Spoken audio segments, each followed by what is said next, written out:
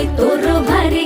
दिसते भारी गणपतीची स्वारी अन आला धादिस मामाच्या घरी मालवण चिपळूण सावंतवाडी माझ्या कोकण गावांचो दिमाग भारी